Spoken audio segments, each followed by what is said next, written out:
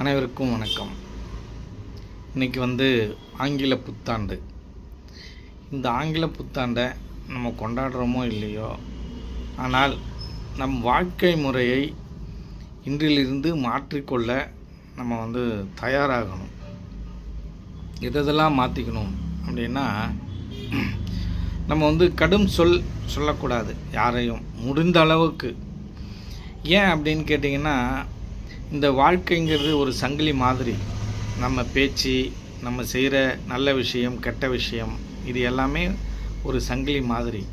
அது என்ன ஆகும், நம்ம ஒருத்தவர்கிட்ட ஒன்று சொல்லக்குள்ள அது அடுத்தவர்கிட்ட போகும், அது அடுத்தவர்கிட்ட போகும், திரும்பி அந்த சங்கிலி மாதிரி திரும்பி நம்மள்டே வரும்.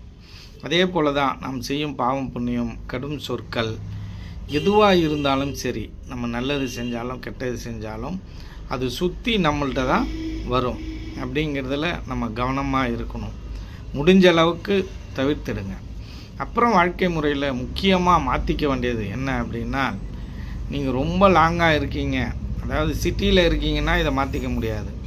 பெட்ரோல் விலையெல்லாம் அதிகமாக ஆயிடுச்சு.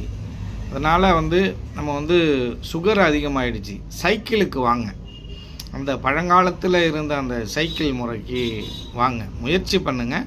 முடியலன்னா நீங்கள் பைக்கில் போங்க, அது ஒன்றும் தப்பு இல்லை. இப்போ ஏன் அப்படின்னா, சுகரும் குறையும், நமக்கும் ஆரோக்கியம், அதற்காக சொல்கிறேன். அதுக்கு அடுத்தது, இந்த தண்ணீர் பாட்டில், இந்த கேன் தண்ணி குடிப்பதை தவிர்ப்பதற்கு என்ன செய்ய வேண்டும் அப்படின்னா, மழை தண்ணியை சேமிங்க. எது பண்ணுறீங்களோ இல்லையோ, மழை தண்ணியை சேமித்து அதை குடிக்கிறதுக்கு என்ன பண்ணுமோ அதற்கான ப்ராசஸ் பண்ணுங்கள். ஒருத்தவர் தஞ்சாவூருக்கு பக்கத்தில் இருக்கார். அவர் மழை தண்ணியை சேகரித்து அந்த தெருக்களுக்கு முழுக்க இலவசமாக விநியோகம் பண்ணுறார். இது மிகப்பெரிய ஒரு நல்ல விஷயம். இப்போ அதுக்கு அடுத்தது, இந்த சோலார், இந்த சூரிய வெப்பத்தை நம்ம பயன்படுத்திக்கணும். சோலார் போட்டு அந்த சூரிய வெப்பத்திலேருந்து கிடைக்கக்கூடிய அந்த கரண்ட்டை பயன்படுத்திக்கணும். அந்த வாழ்க்கை முறைக்கு வாங்க.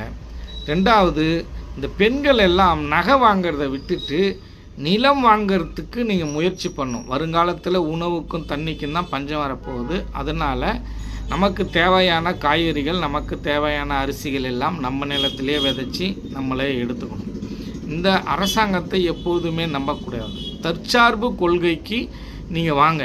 எதெல்லாம் நம்ம வாழ்க்கை முறையில் எளிமையாக வாழணுமோ, எதெல்லாம் மாற்றிக்க முடியுமோ, கெடுதலான எல்லா பொருள்களையும் அவாய்ட் பண்ணுங்கள்.